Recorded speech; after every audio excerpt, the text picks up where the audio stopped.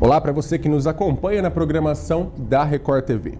Hoje estamos trazendo um assunto muito importante, muito comentado, mas que em contrapartida poucas pessoas conhecem. A reforma da Previdência chegou e veio para ficar. E para falar um pouco mais sobre isso, sobre como isso afeta a vida de milhões de trabalhadores no Brasil, e para falar sobre este assunto conosco, estamos recebendo aqui no estúdio da TV Conquista Alessandro Menegasso. Ele que é advogado, professor e também servidor do INSS. O segurado facultativo é o trabalhador com mais de 16 anos de idade que não tem renda própria nem salário fixo registrado na carteira de trabalho.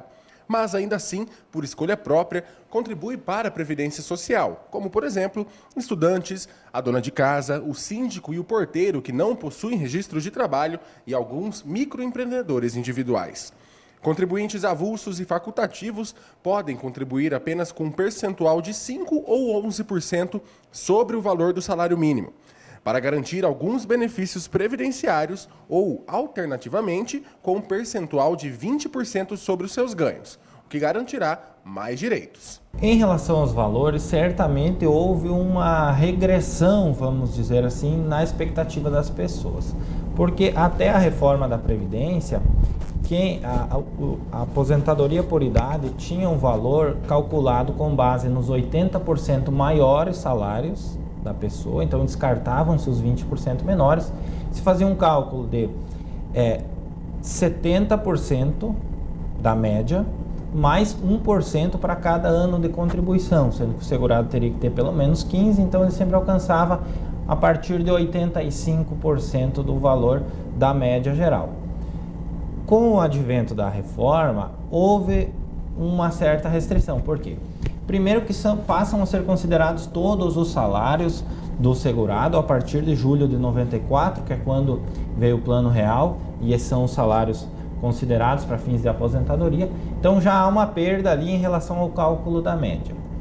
E para o cálculo final é estabelecido 60% da média mais 2% por ano de contribuição que ultrapasse o valor, os 15 anos de contribuição. Outro ponto afetado pela reforma da Previdência está relacionado às pensões por morte, que foi um ponto ainda mais incisivo com relação aos valores dos benefícios, que passaram a ser calculados de maneira diferente e, consequentemente, tiveram seus valores parcialmente reduzidos, especialmente em casos onde existe o acumulativo entre a aposentadoria e a pensão. Mas é importante mencionar que ele só vale para os óbitos que ocorreram a partir de novembro de 2019, que é quando entrou em vigor a reforma da Previdência. Então, todos os pensionistas que já recebam os benefícios anteriormente, eles não têm o seu direito modificado. Também vale em relação à aposentadoria, né? Todas as aposentadorias já concedidas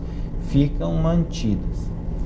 Houve uma modificação em relação à idade, porque a aposentadoria, ela não é, a pensão por morte, ela não é mais vitalícia desde 2015, para os óbitos ocorridos a partir de 2015. E ela tem faixas de períodos de recebimento, e ela era vitalícia quando, na data do óbito, o cônjuge sobrevivente tinha pelo menos 44 anos de idade. Com a reforma da Previdência, a idade para a concessão vitalícia foi modificada de acordo com a expectativa de vida da população, o que é analisada ao longo dos anos. Já houve, praticamente um ano depois da reforma, já houve o acréscimo de um ano em relação à idade da pensão vitalícia, passando a ser a partir dos 45 anos de idade. Isso tende a ser aumentado? Talvez sim, com o acréscimo da expectativa de vida. Claro, isso é positivo se pensarmos que, viveremos mais, né? Esse é um pensamento, pelo menos que eu tenho, que é uma perspectiva positiva. Mas em relação ao benefício também, a projeção é que ele acompanha a expectativa de vida. Em Lucas do Rio Verde, a realidade dos trabalhadores segue a linha nacional. Mesmo com pouca idade, o município oferece amplas oportunidades de crescimento profissional, o que reflete diretamente no desempenho profissional dos contribuintes durante os anos de trabalho. Como uma cidade do Brasil, vamos dizer assim, né, ela tem ainda suas características de população de baixa renda, que às vezes não contribui, que não tem um valor de benefício muito alto e tem um pouco de desemprego, embora menos. Mas certamente, modéstia à parte, tem ainda uma certa experiência em outros municípios relacionados à parte previdenciária. Nós temos um cenário muito positivo aqui na nossa cidade, porque, como dito, não temos uma taxa muito alta de desemprego, temos um nível de educação das pessoas em média muito positivo se comparado às demais cidades.